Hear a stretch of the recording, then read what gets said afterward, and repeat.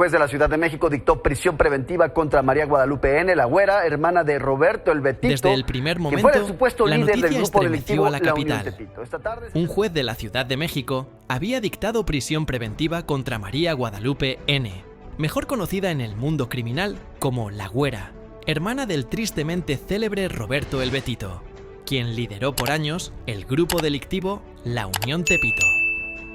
Lo que parecía un simple operativo de rutina terminó revelando el inicio de una ofensiva quirúrgica contra una de las estructuras delictivas más enraizadas en la vida pública de la ciudad. Esa misma tarde se llevó a cabo la audiencia de control y el juzgado determinó que su detención fue completamente legal. Los hechos se remontan a las 5:32 de la tarde del viernes 6 de junio de 2025, cuando una camioneta color grafito sin placas fue vista desplazándose por la calle Lerdo, en la colonia Guerrero. A bordo viajaba María Guadalupe Verónica Maldonado López. Nadie en la vía pública lo sabía, pero esa mujer, de aspecto discreto y rostro sereno, estaba fichada como una de las piezas clave en el rompecabezas criminal de la ciudad. A pesar de que trató de pasar desapercibida, los servicios de inteligencia ya tenían su rostro entre los objetivos prioritarios. Era nada más y nada menos que la hermana de Roberto Mollado Esparza, alias El Betito, quien desde su captura en 2018 había dejado una silla vacía que su hermana supo ocupar con precisión y astucia. En un despliegue silencioso y sin confrontaciones, agentes de la Secretaría de Seguridad Ciudadana, SSC, y la Policía de Investigación, PDI, interceptaron el vehículo y ejecutaron una orden de aprehensión federal por delitos relacionados con la distribución de droga. Pero ese cargo era solo el comienzo. Durante la identificación, la güera intentó usar otro nombre. Según reportes filtrados desde los despachos de inteligencia, incluso ofreció colaborar a cambio de su libertad. Sin embargo, ya era demasiado tarde. Su historial hablaba por sí solo. Tenía 3 carpetas activas por cargos graves: narcomenudeo, extorsión agravada y despojo violento de propiedades en la misma colonia Guerrero. Lejos de ser una criminal de bajo rango, su nombre estaba directamente vinculado a la reconfiguración de la Unión Tepito luego de la caída de su hermano.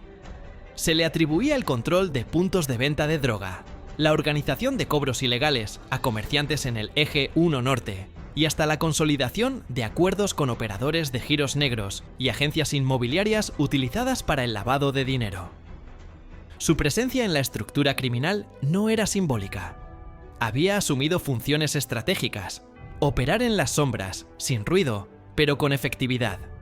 Y sus tentáculos no se limitaban al bajo mundo.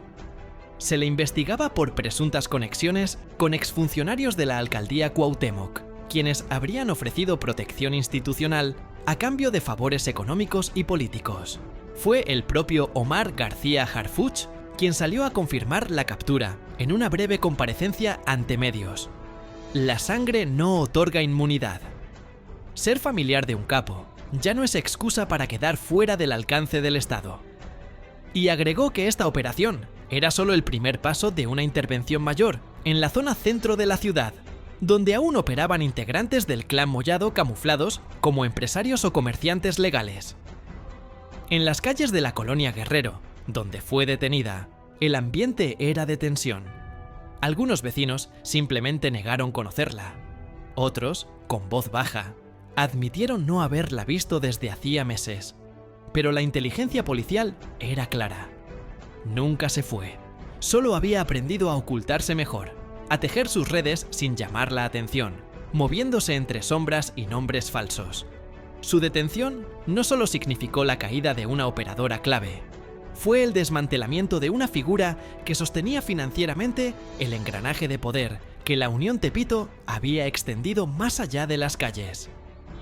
Desde que Roberto fue capturado, la organización no colapsó como muchos anticiparon. Al contrario, se adaptó, se refinó.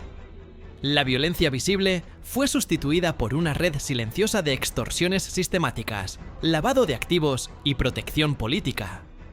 Y María Guadalupe fue central en esa transformación. Ella no necesitaba ser vista en reuniones públicas ni liderar enfrentamientos. Su influencia estaba en el dinero que fluía, en los locales que pagaban cuotas de protección, en los negocios fachada con licencias legales y en los documentos firmados desde oficinas gubernamentales. Su nombre aparecía en escuchas telefónicas, registros contables clandestinos y testimonios bajo resguardo. Coordinaba a mujeres conocidas como las Catrinas, quienes eran su enlace con los giros nocturnos, bares, fiestas privadas y redes de reclutamiento. Estas operadoras no solo facilitaban el lavado de dinero, sino que actuaban como celadoras de lealtades y extorsionadoras de empresarios. Tras su captura, los temores no tardaron en materializarse. Se registraron 2 balaceras en las inmediaciones del mercado de La Lagunilla.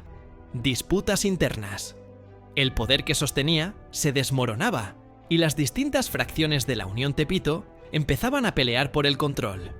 Para Harfuch, sin embargo, esto solo ratificaba que el golpe había sido certero. Cuando el poder se hereda, no es familia, es estructura criminal, sentenció el jefe de seguridad. Y eso cambió las reglas del juego, porque si el parentesco ya no es protección, el silencio tampoco lo será. Lo que siguió fue una reacción institucional sin precedentes. Se anunció una auditoría forense de todos los contratos adjudicados por la alcaldía Cuauhtémoc entre 2018 y 2024. Al menos 12 empresas fachada, con lazos directos al clan Mollado, habían ganado contratos millonarios en rubros que iban desde recolección de basura hasta vigilancia de mercados. Una de esas empresas estaba registrada a nombre de la pareja de un sicario preso en Santa Marta. La Fiscalía Capitalina abrió carpetas contra exfuncionarios por omisión, encubrimiento y abuso de funciones. Fotografías, depósitos en efectivo durante la pandemia y registros de llamadas comenzaban a trazar un mapa de corrupción institucional.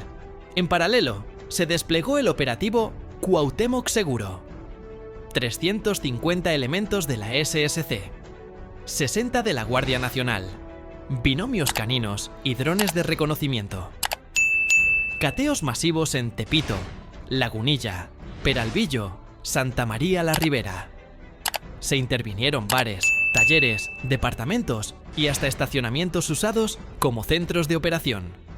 Se confiscaron libretas con nombres, cuotas, archivos digitales con fotos de policías infiltrados y una carpeta con los datos personales de testigos protegidos. La estructura no solo cobraba, espiaba, rastreaba, neutralizaba.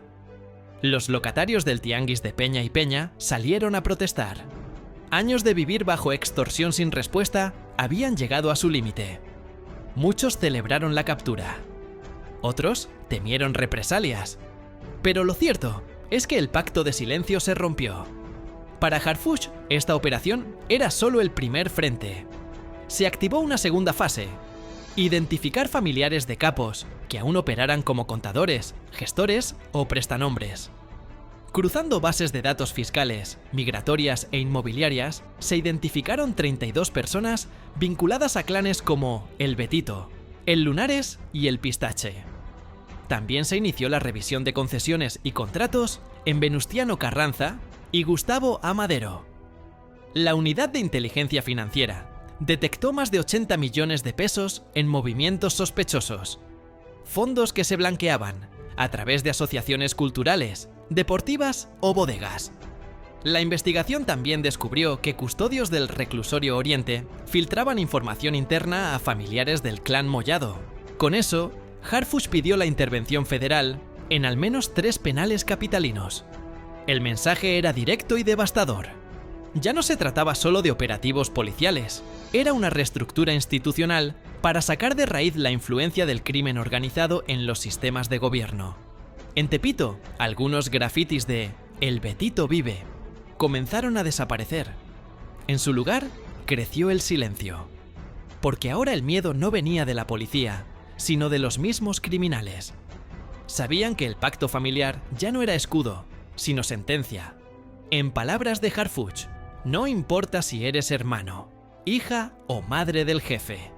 Si trabajas para el crimen, vas a caer. En Tepito, en La Condesa, o donde sea que te escondas, la justicia te va a encontrar.